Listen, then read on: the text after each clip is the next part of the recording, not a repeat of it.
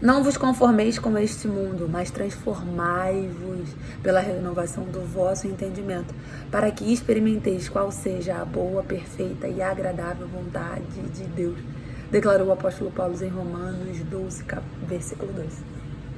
Pois bem, nós sabemos o quanto o adversário da nossa alma, ele tem lutado e tem sido astuto na era moderna, principalmente para a nossa juventude, com informações que outrora a gente ia deixando se levar, mas de tanto que a gente se deixou se levar hoje, se não frearmos, nós perderemos essa geração. E como assim perder a geração? Bem, o famoso não tem nada a ver. O famoso precisamos negociar. O famoso precisamos nos socializar. Precisamos nos reinventar. E tantas outras delongas que durante o decorrer dos anos a gente vem ouvindo e passando a mão na cabeça com a justificativa de que nós precisamos primeiro renovar o nosso entendimento. E quantas pessoas têm feito uso desse versículo para trazer para nós, povo de Deus, o povo cristão, o povo com princípios bíblicos, o povo com valores familiares. Eles tentam deturpar, usando versículos isolados para justificar aquilo que amassageia o seu próprio ego. Que Deus neste dia nos cubra com a sua poderosa misericórdia, graça, com o seu favor, com o sangue carmesim de Jesus Cristo vertido na cruz do Calvário. Porque a grande verdade é que a gente, quando é decepcionado com uma atitude de alguém que a gente outrora tinha como referência, a verdade é que não foi do dia para a noite. Os sinais, eles estavam sendo permitidos aos nossos olhos enxergar, mas a gente preferia olhar com os olhos de esperança. E não tem pecado nenhum nisso, uma vez que a Bíblia mesmo vai nos dizer que a candeia do nosso corpo são os olhos. Então os nossos olhos têm que ser bons. Ainda que a gente veja perversidade, a gente tem que ter esperança. Ainda que a gente veja que o comportamento de A, B, C, D estão dando indícios de uma coisa ruim, a gente tem que ter esperança. Mas basta apenas ter esperança? Não. Porque a esperança, ela é aquilo que a gente espera, mas Deus diz que quando voltar Ele vai pedir-nos conta das nossas obras, e obra não é esperança. Obra é aquilo que a gente executa, obra é aquilo que a gente faz.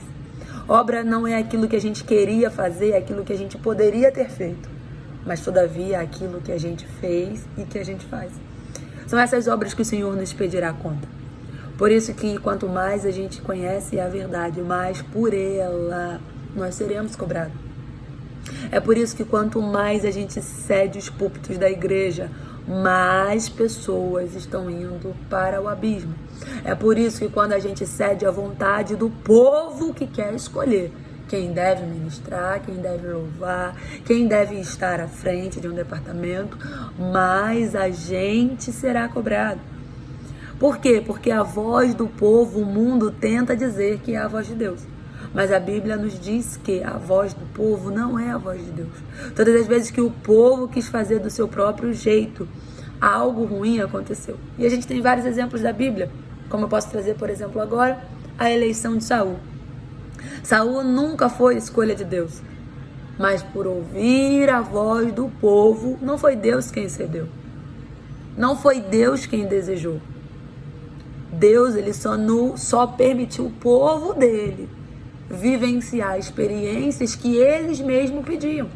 E quantas vezes, se eu e você não vigiarmos nessa terra chamada mundo, a gente vai viver experiências de tanto pedir a Deus, experiências que Ele não teria para nós, como não tinha para aquele povo. Mas Deus, por ser um Deus misericordioso, por ser um Deus bondoso, um Deus de esperança, um Deus de oportunidades, Ele assim o fez para Saul. Mesmo sabendo o que Saul iria fazer, mas Deus permitiu Saul escolher, escrever, ter atitudes, ter posicionamento, enfim, que pudesse vir a agradar o coração de Deus. Mas a Bíblia fala que em todo tempo os sinais de Saul eram que ia dar errado. E quantas vezes a gente vê esses mesmos sinais hoje e a gente prefere se agarrar no Deus sabe todas as coisas. Se essa obra for de Deus, vai crescer. Se essa vida for de Deus, vai crescer. Se esse ministério for de Deus, vai crescer. Mas a grande verdade é que Deus, ele nunca vai precisar nos ensinar com a queda daquele que a gente está vendo que está indo para o abismo. Deus não precisa disso. Se Deus precisasse disso, ele não nos deixaria as escrituras sagradas para serem o nosso norte da caminhada de fé, para serem o nosso norte na caminhada com ele. Então a gente precisa, não é apontar o dedo depois que o mal aconteceu. Não é dizer, eu sabia, depois que aconteceu. Porque isso se chama sangue nas mãos. Uma vez que eu e você falamos, eu sabia que ia dar errado, sabia porque não fez nada. É assim que o mundo espiritual olha pra gente. O mundo físico, ele vai olhar pra nós e na nossa frente não vai dizer nada. Mas o mundo espiritual, ele olha pra gente na frente, nas costas, do lado, em cima, embaixo, aleluia. Porque ele sabe e conhece todas as coisas.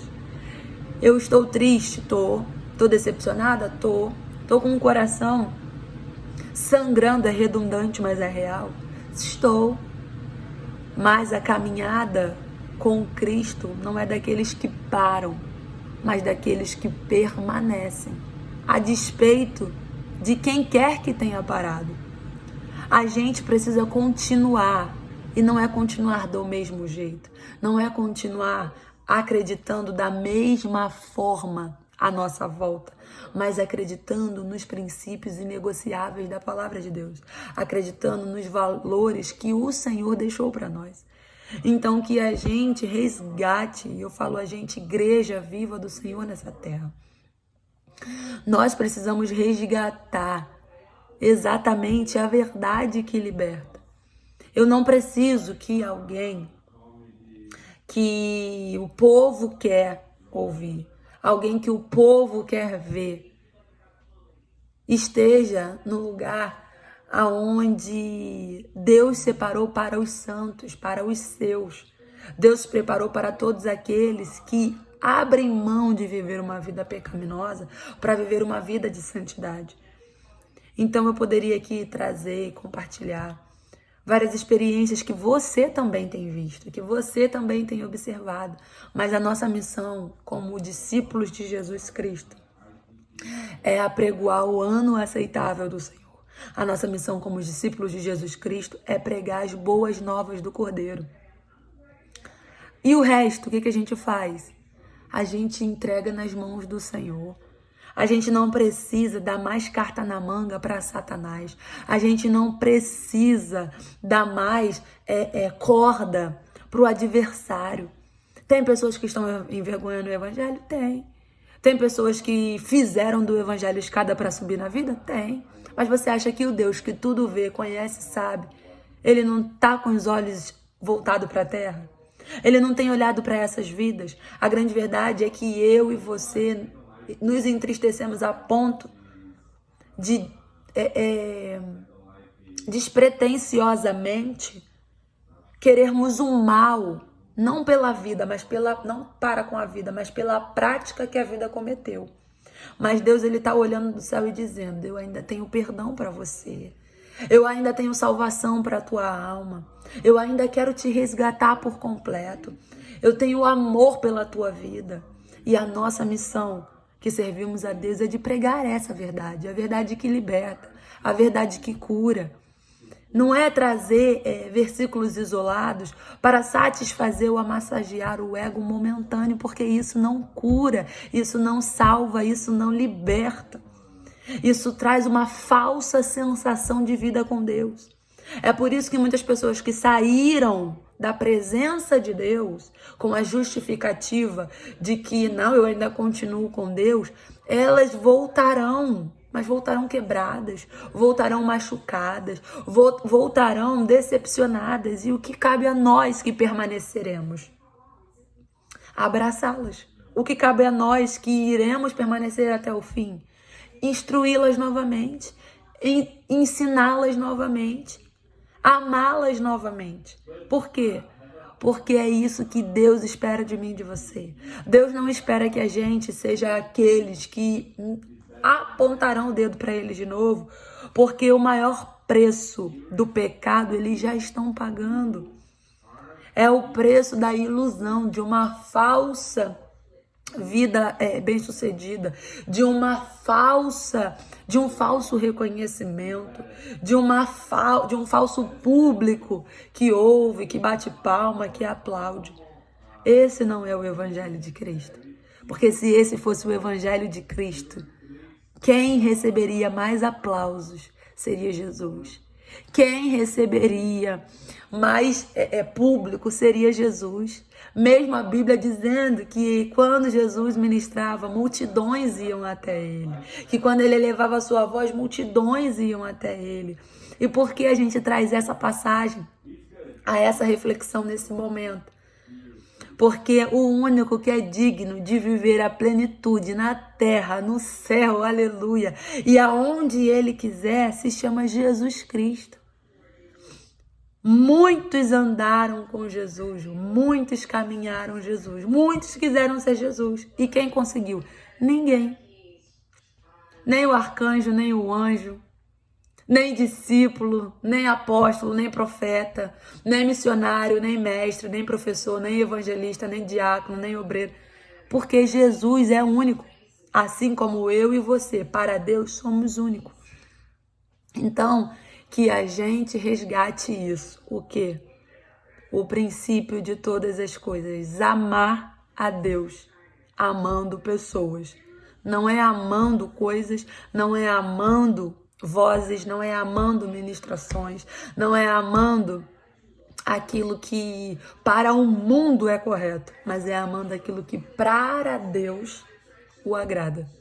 Então que Deus te abençoe e que essa reflexão ela fique não apenas na minha vida, mas na tua vida como uma maneira da gente permanecer, mesmo vendo tantos desistirem na caminhada.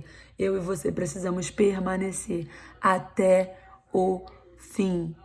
Guarda, pois, o que tens, para que ninguém roube a vossa coroa. Deus te abençoe. Gere vidas, leve o amor.